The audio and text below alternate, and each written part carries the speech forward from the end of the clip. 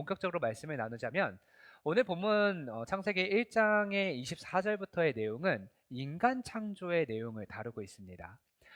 인간 창조의 내용은 이 시대에 정말 꼭 필요하고 우리가 다시 알아야 되는 내용입니다. 왜냐하면 이 세상의 시작점은 우리 이 세상이 회복해야 되는 원래의 모습이 담겨져 있는 게 이 세상의 시작점이에요.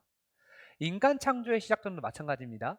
인간이 어떻게, 왜 창조되었는지 그것을 알면 이 시대에 우리가 놓치고 있었던 모습들을 발견하게 되고 다시 원래적인 상태로 돌아갈 수 있는 근거가 됩니다. 그래서 우리가 이 시대에 오늘 본문을 꼭 살펴봐야 된다라는 저는 생각이 개인적으로 드는데요. 제가 이번 한 주간에 어떤 일이 있었냐면 이렇게 식당에 가서 밥을 먹다가 옆 테이블에 앉아 계신 60대 한 초중반 되시는 남성 두 분이 식사를 하시면서 이야기하는 얘기를 들었어요. 앞에 계신 그 60대 남성분께서 이제 핸드폰 사진을 앞 사람에게 보여주시더라고요. 아마도 이제 해돋이 때 찍은 사진이었던 것 같습니다. 그 사진을 보시면서 형님 이 사진 어때요? 딱 이렇게 하니까 그 앞에 계신 분이 그 사진을 보면서 야, 너 정동진 갔다 왔나 보다. 야, 진짜 사진 너무 잘 찍었네. 멋있다. 막 이런 얘기를 하면서 어떻게 그 1월 1일에 갔다 왔어? 이렇게 얘기를 하더라고요. 그러니까 앞 사람이 아, 네, 일찍 일어나서 정동진 가서 이제 해돋이 사진 찍고 왔습니다. 사람이 많았을 텐데 그랬더니 뭐 그래도 가서 사진 뭐 잘 찍고 왔어요 라고 말한 뒤에 이렇게 이야기하시더라고요. 뻥입니다. 이거 AI가 만들어진 사진이에요. 이렇게 말씀을 하시더라고요. 60대 중반 되시는 남성 두 분이 서로 대화를 하면서 AI에 대해서 이야기를 하는 시대가 오늘날의 시대입니다. 챗GPT가 우리나라에 출시가 된 게 언제인지 기억나십니까? 2023년도 7월 달이었습니다. 지금 2년 반이 지났죠. 2년 6개월이 지난 지금 시점에서 AI는 모든 산업 현장에 다 접목되어서 들어가 있습니다. 여러분들 AI 안 쓰는 직업군이 요즘에 없다라는 얘기예요. 젊은이들은요, 요즘에 AI를 너무 많이 활용하다 보니까 스스로 글을 쓸 수 있는 능력이 사라지기 시작했고요. 그리고 스스로 글을 쓸 수 있는 능력만 부족해진 게 아니라 글을 읽는 능력조차 부족해졌습니다. 왜냐면 이 성경책도요, 이 성경책 내용을 AI한테 야, 성경책 내용 한 줄로 요약해줘 하면 AI는 단 1초 만에 이 성경책이 무슨 이야기를 하는지 요약을 해서 줍니다. 아이들은 이제 더 이상 책을 읽지 않고 우리 어른들도 책도 안 읽지만 이제 책을 만들어낼 능력조차 사라진 게 오늘날의 시대예요. 2년 반 동안 이 AI의 기술은 이 시대를 완전히 바꾸어 놓았습니다. 그뿐만이 아니죠. 제가 이번 한 주간 동안에 어떤 일이 또 있었느냐? 유튜브를 보다가 획기적인 영상을 하나 봤어요. LG에서 이번에 가사 노동 로봇을 만들었습니다. 인간의 형태를 하고 있는 휴머노이드 로봇이었는데 그 로봇가 이렇게 집에서 세탁기에 가서 세탁기를 돌리고요. 세탁기가 끝나면 그 세탁물을 이렇게 건조기에다가 넣고요. 건조기가 끝나면 그걸 빼가지고 이 옷을 접습니다. 접어서 이 그 사용자가 입력한 그 공간에 옷을 정리해서 넣어 놓습니다. 그뿐만이 아니라 얘가 돌아가다가 쓰레기가 있으면요. 자기가 하진 않고 로봇 청소기한테 시켜요. 야, 이거 와서 치워. 그러면 로봇 청소기가 와서 치워요. 이제 이 가사 로봇이 이제 생기게 되면요. 그뿐만이 아니었어요. 그 내용에 보면 이제 LG 냉장고예요. 다 LG 생태계를 보여주는 거예요. LG 냉장고에 음식 재료들이 들어가 있잖아요. 내가 뭘 먹고 싶다 하니까 얘가 그 재료를 냉장고에 뭐가 있어서 이런 음식을 만들 수 있고 사용자가 이야기한 음식은 어떤 재료가 부족하고 이게 다 나옵니다. 그리고 지가 그 재료를 꺼내서 요리를 해요. 제가 그 영상을 제 아내한테 보내줬어요. 그랬더니 제 아내가 이런 얘기를 하더라고요. 와, 하유리 시대에는 이제 가사노동으로 부부가 싸울 일이 없겠네? 그런 이야기를 해요. 물론 저희 윗세대는 가사노동으로 왜 싸우라는 생각을 하시겠지만 젊은 세대에는요. 우리 청년들 잘 들으세요. 남자가 요리를 못하면요. 큰일 납니다. 청소는 누구의 목? 귀 막지 마. 할 수 있는 사람이 하면 돼 그냥. 그런 시대가 오늘날 시대죠. 어, 게다가 연관 영상으로 뭐가 떴냐면요. 현대자동차 로봇이 떴습니다. 이제 지난주에 현대자동차에서 새로운 로봇을 이제 시연을 했어요. 그 로봇은 산업용 로봇이었습니다. 이 산업용 로봇을 시연을 하는데 이런 이야기를 하더라고요. 4시간 동안 쉬지 않고 일하고 그리고 에너지가 방전되면 스스로 충전을 하고 충전이 다 되면 다시 나와서 일을 하는 로봇. 여러분, 이재명 정부가 지난 1년간 산업재해와의 전쟁을 선포했습니다. 그래서 산업재해 중에 인사사고가 발생하면 과징금을 물면서 어떻게든 산업재해를 막으려고 했어요. 1년 동안 산업재해가 줄어드느냐? 그렇지 않았습니다. 오히려 인사사고가 더 늘어났어요. 이 말은 뭐냐면 정책적으로 아무리 그것을 강요한다 할지라도 인간은 완벽해질 수가 없어요. 인간은 실수투성입니다. 근데 로봇은 인사사고가 발생하지 않습니다. 자기가 고장날 뿐이에요. 고장나면 교체하면 됩니다. 로봇 하나의 가격이 1억 원이라고 하면 여러분 1억 들여서 로봇을 사시겠습니까? 아니면 연봉 최저임금으로 생각할게요. 연봉 3천만 원 들여서 노동자를 고용하시겠습니까? 생산성에 있어서는 로봇을 따라갈 수 없습니다. 지식의 크기, 깊이, 그리고 생산할 수 있는 그 생산 능력, AI와 로봇은 이제 인간을 뛰어넘어 버렸어요. 제가 이런 영상들을 보면서 야, 진짜 이 시대가 많이 변했다라는 생각이 들면서 참 무서워졌습니다. 기술이 발전하면 발전할수록 이제 앞으로 인간이 설 자리가 없어진다라는 생각이 들 정도였어요.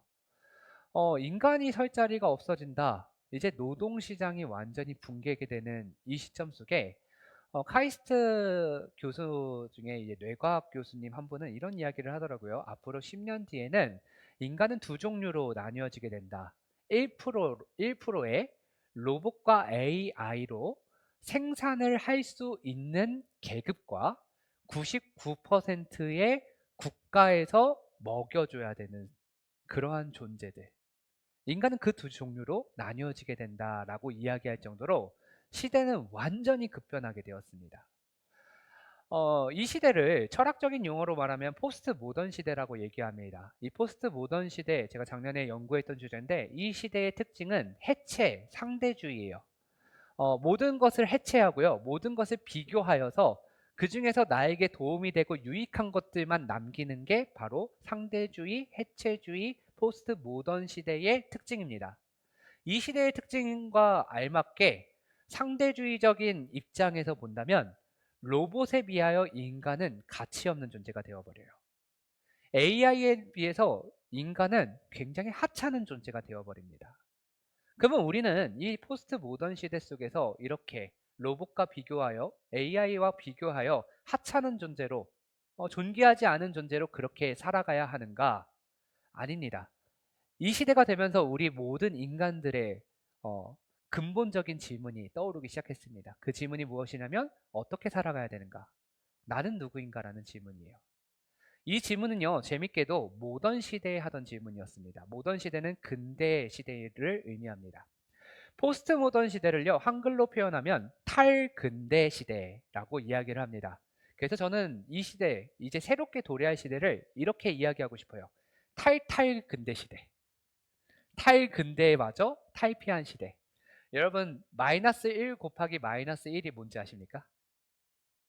네, 1입니다. 플러스 1입니다. 마이너스와 마이너스 이렇게 상쇄돼가지고 사라져 버리는 거죠. 저는 이 탈탈 근대화 시대는요, 근대화랑 다를 바가 없다라고 생각해요.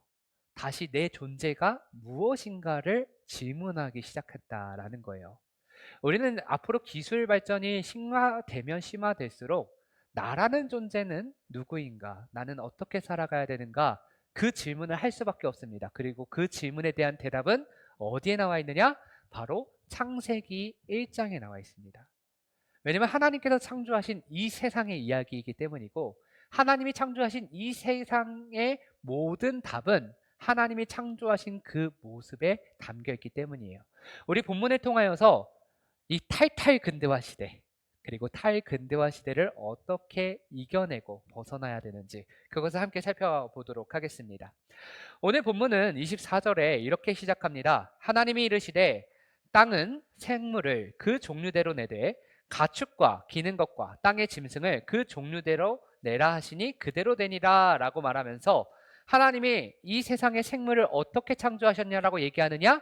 종류대로 창조하셨다라고 얘기합니다. 하나님은 이 세상을 종류대로 창조하셨어요. 아메바는 죽었다 깨나도 인간이 될 수 없습니다. 그쵸? 여기 아멘이 안 나오는 거 보니까 여러분 진화론에 굉장히 물들어 계시는 분들 같아요. 여러분, 여러분들의 조상은 아담입니까? 원숭이입니까? 여러분, 원숭이는요, 원숭이에요. 원숭이라고 하는 종류예요. 그 원숭이가 인간이 되었다라고 하는 것.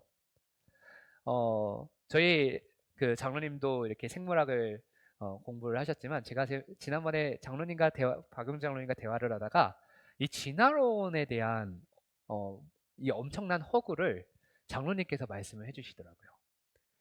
종이 변하게 된다면 분명히 종과 종 사이를 변하게 되는 그 경계선에 그 무언가가 있어야 돼요. 지금 현재. 왜냐면 지금도 종이 변화되어야 되니까. 진화는 이루어져야 되니까. 근데 그 경계선에 있는 원숭이와 인간 사이에 있는 종의 경계선에 있는 존재가 지금 있나요? 없어요. 종은 종류대로 결정이 되어 있어요. 구조는 구조화되어 있는 거예요. 하나님은 그렇게 창조하셨어요. 그런데 그 창조된 가운데 세상에 있는 그 모든 것들을 종류대로 창조하시면서 하나님은 인간만 특별하게 창조하셨어요. 오늘 본문에 26절에 보니까 이렇게 이야기를 합니다. 하나님이 이르시되 우리의 형상을 따라 우리의 모양대로 우리가 사람을 만들고 그들로 바다의 물고기와 하늘의 새와 가축과 온 땅과 땅에 기는 모든 것을 다스리게 하자 하시고 라고 하면서 하나님이 지금까지 모든 세상의 것들을 창조하실 때는 종류대로 창조하셨어요. 근데 인간은 뭘로 창조하셨느냐? 하나님의 형상대로 창조하시고 지금까지는 하나님이 말씀으로 빛이 있으라 하심에 빛이 있었고였는데 의논하셔서 창조하셨어요. 하나님이 세상의 그 모든 것들과 인간은 완전히 다르게 창조하셨어요. 인간은 세상의 그 어떠한 것들보다도 하나님께서 특별하게 사랑하시고 특별하게 창조하신 존재입니다. 그리고 이 존재에게 하나님이 이 존재를 창조하실 때 그 목적을 뭐라고 얘기하셨느냐? 이 세상에 있는 모든 것들을 다스리게 하자 하시고 만드셨다. 다시 말하면 인간 창조의 목적은 이 세상에 있는 모든 하나님의 피조물들을 다스리는 존재예요. 여러분, 로봇과 AI 프로그램 그거 하나님의 창조물입니까? 아닙니까? 이렇게 말하면 헷갈릴 수 있어요. 인간의 창조물인데 이거 하나님의 창조물이라고 해야 되나 말아야 되나? 인간은요, 하나님이 만드신 세상 속에서 무언가를 만들어낼 수 있지 하나님의 세상 아닌 것에서 무언가를 만들어낼 수 없는 존재예요. 창조는 없는 것, 무에서부터 유를 창조하신 건 하나님만 하실 수 있고요. 인간은 유에서부터 유를 만들어낼 수 있는 거예요. AI 프로그램, 로봇 다 하나님이 만드신 세상 속에서 하나님의 피조세계 안에 있는 것들 뿐입니다. 그거를 우리가 만들어낸 것 뿐이에요. 그냥 하나님 거예요, 원래. 근데 그거 우리가 두려워할 필요가 있느냐? 없어요. 두려워할 필요가 있는 존재가 아니라 우리는 이것을 뭐 하는 존재예요? 다스리는 존재예요. 로봇이 우리의 일자리를 대체하고요. 앞으로 우리가 먹고 살 수 있는 그 모든 것들을 로봇이 대체하고요. 우리가 어떻게 살아가야 될지 걱정하면서 염려할 필요가 있어요, 없어요? 없어요. 왜냐면 우리는 로봇을 다스리는 존재고 AI 프로그램을 활용하는 존재지 그것에 잠식당하고 그것 때문에 두려움에 떨라고 하나님은 그러라고 인간을 만드시지 않으셨어요. 하나님이 만드신 세상 가운데 그 어떠한 존재도 인간의 그 특별한 창조를 위협할 만한 창조는 없었습니다. 인간만 독특하고 특별하게 창조되었고요. 인간만, 인간의 그 존엄성만 하나님의 형상으로부터 시작되었어요. 그래서 우리 인간이라는 존재는요, 대체할 수 없는 존재예요. 인간은 다른 동물들, 다른 물건으로 대체할 수 없어요. 이정우라고 하는 사람은요, 다른 존재가 나를 대체할 수 없는, 나는 존귀한 존재예요. 내가 인간인지라 실수가 있습니다. 그리고 지식의 한계도 있어요. 전 모든 걸 다 알지 못해요. 여러분들 앞에 다 잘난 놈처럼 보이고 싶지만 그러지 못한 게 저예요. 근데 그렇게 실수투성인 제가 실수하고 실패하고 넘어지고 그런다 할지언정, 그렇다 한지언정, 나라고 하는 존재는 하나님의 형상으로 지음받은 존귀한 존재라는 사실이 변하지 않아요. 내가 나이 들어서 이제 죽음을 앞두고 있고 병들고 건강이 엄청 이제 안 좋아서 이제 막 나 혼자 움직일 수도 없어요. 아예 막말로 벽에 똥칠하고 있어요. 그런다 해서 그 사람의 존엄성이 상실되는 거 아니에요. 하나님의 형상으로 지음받았기 때문에. 여러분, 하나님의 형상으로 지음받았다는 사실이 얼마나 중요하냐면요. 여러분, 이게 무너지기 시작하면 내 인생에 허무가 찾아오고요. 하나님은 허무에서부터 질서를 만들어내시고 의미 없음에서부터 의미를 만드신 분이신데, 허무가 찾아오게 되고 허무 속에서 나는 의미 없다라고 얘기하고 의미 없다라고 얘기하면서 그게 우울증이 되고 우울증이 되면서 자살을 선택하게 되는 거예요. OECD 국가 중에서 자살률 1등이 어느 나라입니까? 여러분 다 아시잖아요. 왜 이렇게 됐을까요? 인간이라는 존재가 얼마나 존귀한지, 얼마나 하나님께서 귀하게 만드신 존재가 나라는 존재인지를 우리가 깨닫지 못했기 때문에 그러한 극단을 선택하는 거예요. 이게 아닌 것 같죠? 그게 사실입니다. 왠지 아세요? 여러분들, 믿는 자들이나 믿지 않는 자들이나 모든 20대, 30대, 40대만 제가 알아요. 사실 50대, 60대는 제가 그들의 마음을 잘 몰라요. 20대, 30대, 40대의 젊은 사람들이요. 평생 동안 이기지 못한 사람이 있었어요. 그 사람이 누군지 아십니까? 바로 엄마 친구 아들이에요. 이거 웃어야 정상인 건데. 여러분, 엄마 친구 아들은요, 절대 이길 수 없는 존재예요. 저희 어머니도요, 왜 이렇게 엄마 친구 아들들이 많은지 모르겠는데, 그 아들들은 하나같이 저보다 잘났어요. 지금 어떻게 먹고 사는지 모르겠는데, 너무 잘났어요. 근데 우리 자녀들한테 그렇게 비교하잖아요. 그게 탈근대화 시대의 모습이에요. 여러분들 좋든지 싫든지 우리는 자꾸만 자녀들의 모습을 다른 자녀들과 비교하고요. 내 모습을 다른 가정의 모습과 비교하며 살아요. 비교하면 좋은 거 보고 비교합니까? 나쁜 거 보고 비교합니까? 좋은 거 보고, 맞아요. 저 사람이 나보다 야, 쟤 예전에 나보다 공부 못했는데 지금은 나보다 돈 잘 벌어. 야, 저 아들, 야, 어렸을 때 내 새끼 진짜 어렸을 때 똑똑했는데 제 아들 별로 멍청한 것 같더니 학교 갔더니 얘 전교 1등하고 내 아들은 뭐 전교 꼴등하고 있네? 이것만 보여요. 이것만 비교해요. 자꾸만 그렇게 비교하는 게 우리 한국인들의 종특이에요. 종족 특성. 자꾸 비교하잖아요. 자꾸 상대주의화 시키잖아요.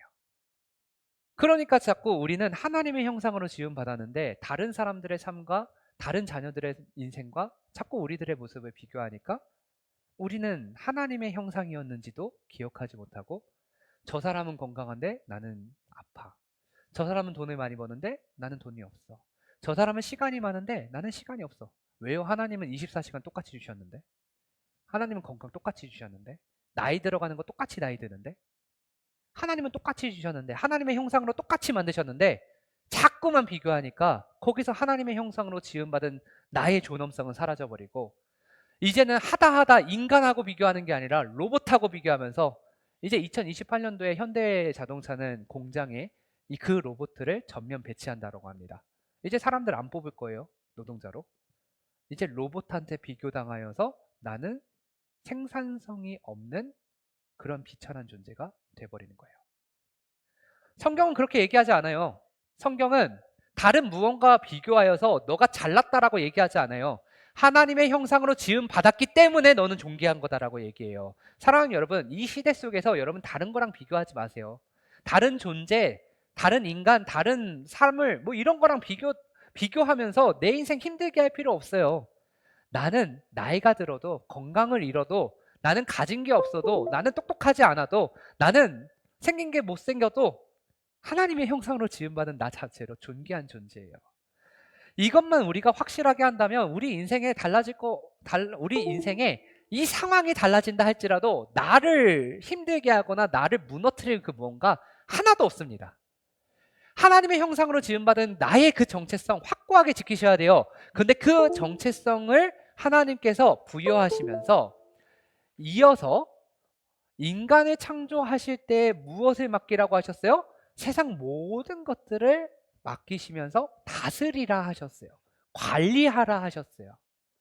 여러분, 여러분들이 하나님의 형상으로 지음받아서 이 세상은요, 하나님께서 여러분들에게 맡기신 하나님의 것입니다. 이걸 분명하게 아셔야 돼요. 여러분, 건강 누가 맡기셨습니까? 하나님이 맡기신 거예요. 내 건강 아니에요. 나에게 있는 이 건강은 하나님 거예요. 하나님이 나에게 맡기신 건강이에요. 여러분들 나이가 들어가면서 여러분들 경험이 쌓이고 지혜가 쌓입니다. 그거 내 거예요? 하나님 겁니다. 여러분들 열심히 노동해서 돈을 벌고 계세요? 돈 버는 거 내 돈입니까?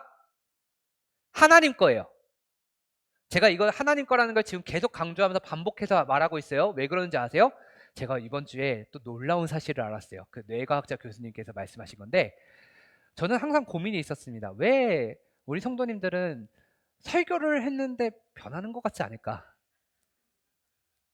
죄송해요. 다들 변하셨겠지만 제가 보기에는 왜 안 변하실까라는 생각이 솔직히 있어요. 그때 뇌과학자 교수님의 그 영상을 보면서 제가 깨달았어요. 그 교수님이 뭐라고 얘기하냐면요. 77번 이야기를 하래요. 똑같은 내용을. 그래야 알아듣는 게 뇌래요. 그리고 또 놀라운 것이 있었어요. 여러분, 제가 훈련하고 양육하자고 할 때마다 저는 나이가 많아서요. 그리고 뭐 암송하려고 하면은 저는 이제 나이가 많아서 암송이 안 돼요 라고 얘기를 하시는 분들 계시는데 놀라운 사실은요. 뇌는 늙지 않는데요. 뇌가 늙는 게 아니라 정신이 늙은 거래요. 그래서 뇌는 늙지 않는데 내가 늙었다 생각해서 공부하기 싫은 것을 자꾸 표출하니까 그래서 암기가 안 되고 그런 거래요. 여러분, 모세가 120세까지 하나님께서 쓰셨습니다. 120세 미만은 나 늙었다라는 표현 하는 거 아니에요. 지금 제가 몇 번 하나님 거라고 말했죠? 아직 77번 한참 남았어요. 네, 여러분들이 갖고 있는 그 모든 것 하나님 겁니다. 하나님 건데 하나님이 만드셔서 여러분들에게 다스리라, 관리하라라고 주셨어요. 그래서 나는 무엇이냐? 청지기예요. 청지기. 청지기라는 표현 아시죠? 청지기. 나는 이제 부지런히 이거를 관리해야 되는 존재예요. 하나님 건데 내가 관리자인 것뿐이에요. 관리자로 임명받은 것뿐이에요. 그러면 내게 있는 물질, 내게 있는 시간, 내게 있는 건강, 내게 있는 지식, 내게 있는 그 모든 것, 내게 있는 남편, 내게 있는 아내, 내게 있는 부모, 내게 있는 자녀 다 누구 거? 하나님 거. 그럼 누구를 위해서 써야 돼요? 맞아요. 하나님 위해서 써야 돼요. 쉽죠? 이건 77번 안 해도 다 알아듣겠죠? 자, 그러면 이제부터 여러분들 헌금 드릴 때 내가 아까워합니까? 안 아까워합니까? 아까워하면은 뭐예요? 하나님 거라고 인정하지 않는 거예요. 인간 창조하실 때 하나님이 인간을 어떻게 창조하셨어요? 이 땅에 있는 모든 것을 다스리라라고 창조하셨어요. 그럼 내가 아까워하면 하나님이 나를 만드신 그 목적대로 사는 거예요? 안 사는 거예요? 안 사는 거예요. 쉽죠? 내가 목사님이 자꾸 교회에 헌신하래, 여기 봉사하래, 저거 봉사하래, 봉사할 때가 너무 많대, 필요하대. 나 시간 없어. 그거 죄예요, 아니에요? 죄라고 말하고 싶지 않은 것도 죄예요. 자, 죄예요, 아니에요? 죄예요, 아니에요? 77번 하게 하지 마세요. 여러분, 헌물하고 헌신하고 여러분들이 하는 것들이 내게 있는 하나님의 것들을 하나님께 드리는 거예요. 여러분, 그 헌물을 하지 않고 헌신하지 않았다고 해서 구원 못 받는 거 아니에요.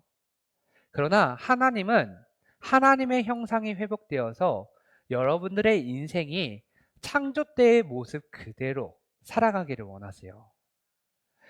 이 세상 가운데 노동의 시장이 불안정하고 AI와 기술의 혁명들이 발전하게 되면서 내 삶이 위협을 겪는다 할지라도 두려워하기를 원하시지 아니하시고 그 상황을 다스리면서 하나님을 향하여 나의 인생을 드리기를 원하시는 게 하나님의 마음이에요.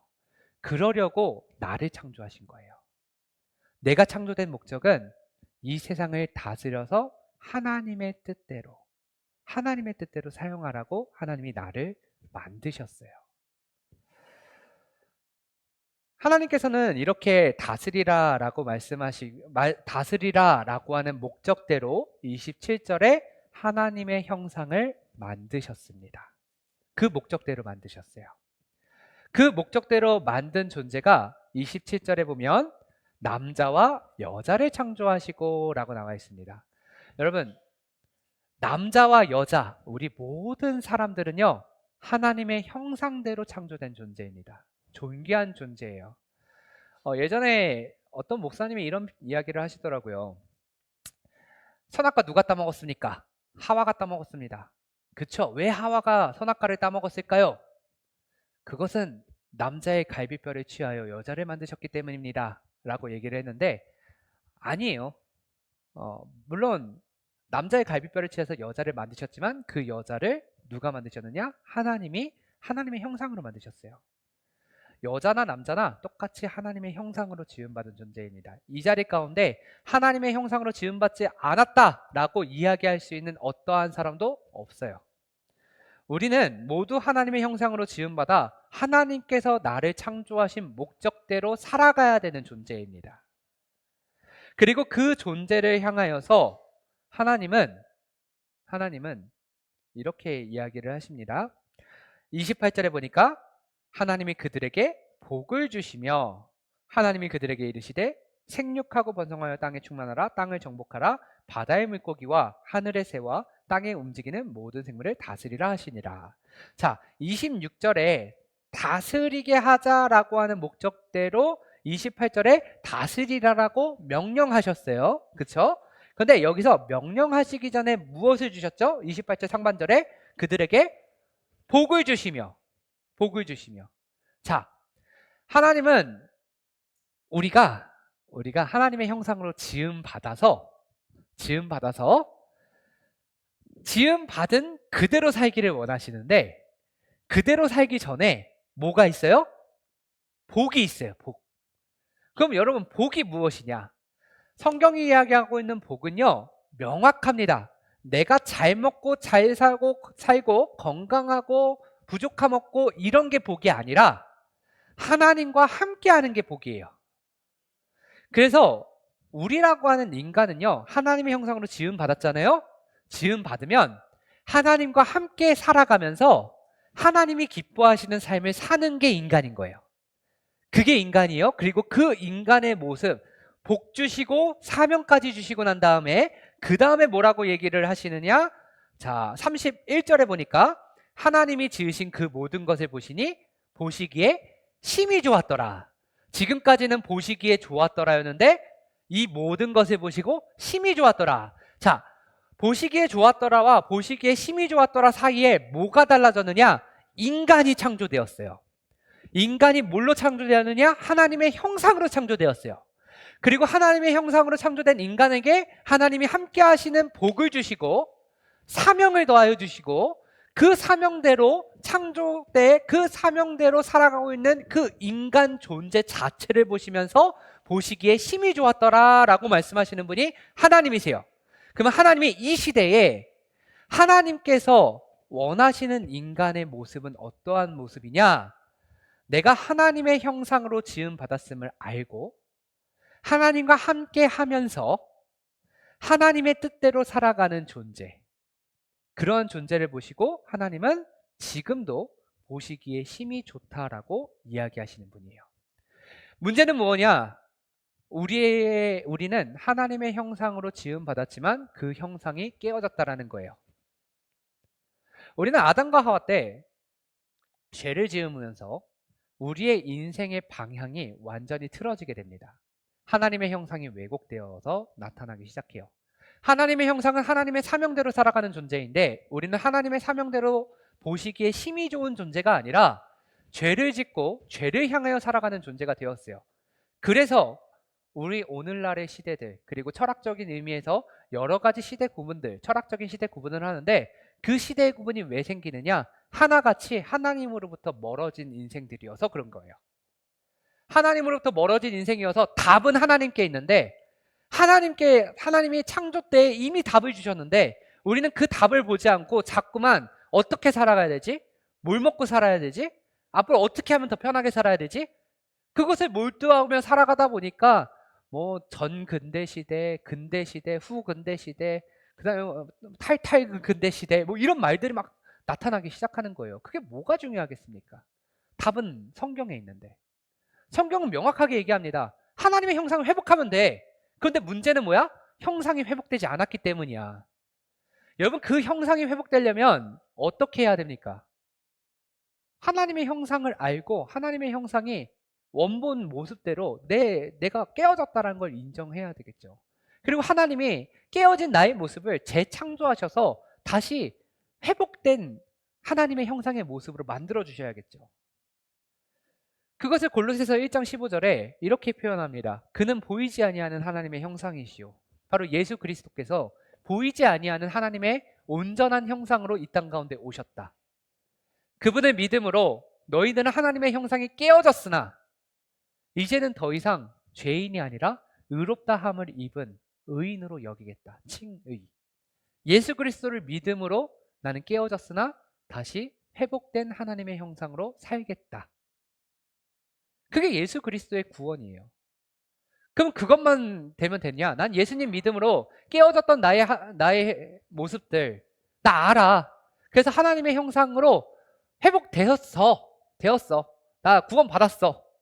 이걸로 끝이냐? 그게 아니잖아요. 성경에서 뭐라고 얘기합니까? 그 창조된 인간, 하나님의 형상으로 창조된 인간에게 복을 주시고 사명을 더하여 주셨어요. 그렇죠? 그게 무슨 말이냐면 구원을 받았다라고 해서 끝이 아니에요. 그건 구원이 아니에요. 반쪽짜리 구원이에요. 진짜 구원은 뭐냐? 내가 구원을 받았어요. 그러면 구원 받은 대로 사는 거예요. 하나님의 형상대로 지음 받았어요. 그러면 하나님이 기뻐하시는 삶의 모습으로 사는 거예요. 그래야 하나님이 뭐라고 얘기하세요? 보시기에 심히 좋았더라 라고 말씀하시는 거예요. 그 모습이 가장 먼저 나타난 때가 언제였습니까? 바로 초대교회였습니다. 사도행전 2장에 보면 초대교회의 모습이 나타납니다. 초대교회가 뭘 했습니까? 모여서 기도하고 서로 나눠라. 그렇죠? 그들이 모여서 기도하고 말씀 읽고 예배만 드리는 것이 아니라 각 사람의 필요에 따라 가진 자들이 물것을 팔아 서로 통용하여 나누었다라고 나와 있습니다. 여러분, 하나님의 형상 회복되셨습니까? 예수님 믿음으로 회복되셨어요? 안 되셨어요? 예배 왜 드리십니까? 여러분 회복되셨잖아요. 하나님의 예수님 믿으심으로 구원받아 회복되셨잖아요. 그럼 이제 제가 선포하겠습니다. 우리 이제 가진 것을 팔아서 다 나누어주고 우리 서로 물건을 통용합시다. 왜 아멘 안 하십니까? 안 되시죠? 저도 안 돼요. 솔직하게 말하겠습니다. 제가 그 이야기를 선포하지 못하는 이유는요, 제가 그 정도 믿음이 안 돼서 그래요. 하나님의 형상으로 지음 받았습니다. 하나님 뜻대로 살고 싶어요. 하나님, 그래서 제가 가진 거 다 팔아가지고 우리 성도님들 가운데 가난한 분들, 필요한 분들에게 골고루 나누어주고 저 그렇게 살게요. 목사니까요. 하기 이전에 그런데 우리 하율이 하민이는 어떡하죠? 저는 그럴 수 있는데 얘네들 손가락 빨고 살면 안 되니까 조금은 남겨야 되지 않겠어요? 라고 하는 순간 아나니아 되는 거예요. 여러분, 우리 믿음의 삶을 한번 보세요. 얼마나 연약합니까? 말씀대로 하지 못하잖아요. 초대교회는 말씀대로 했어요. 하나님의 형상대로 하나님이 기뻐하신 뜻대로 했어요. 우리는 왜 못합니까? 그 정도 믿음 없어서 그래요. 그 정도 믿음 없다라는 건요, 예수님을 믿음으로 내가 진짜 예수님이 보여주셨던 성육신의 삶, 그 삶을 살겠다라고 하는 결단이 나에게는 아직 어려워요. 너무 멀어요. 그게 우리들의 모습이에요. 그러다 그렇다고 해서 우리가 포기해야 되느냐? 그게 아니에요. 하나님은 우리에게 기회를 계속해서 주시는 거예요. 아마도 이 말씀을 여러분들이 살면서 77번 들을 일은 없을 거예요. 하지만 77번 가운데 어느 한순간 여러분의 삶 속에 이 말씀이 실제라고 각인되는 그 순간 여러분의 인생은 분명히 하나님이 기뻐하시는 인생이 될 겁니다. 하나님은 여전히 오늘을 보시고 그리고 여러분들을 보시며 말씀하십니다. 심히 좋다. 언제요? 여러분들이 하나님의 형상대로 살고자 그렇게 결단하고 살아가면 하나님은 여전히 말씀하십니다. 기계가 여러분들의 인생을 평가절하해도 세상이 여러분들을 숫자로 계산해도 여러분들은 여전히 하나님의 형상입니다. 우리는 대체 가능한 존재가 아닙니다. 하나님은 우리를 대체 가능한 존재로 만드시지 않으셨습니다. 세상은 우리를 생산성으로 보고요, 노동력으로 보지만 하나님은 나 자체를 하나님의 형상으로 지음 받았기에 그걸로 족하다라고 말씀하셨습니다. 그 사실을 믿음으로 여러분은 인생 가운데 어떠한 순간 속에서도 나는 하나님의 형상으로 지음 받았습니다.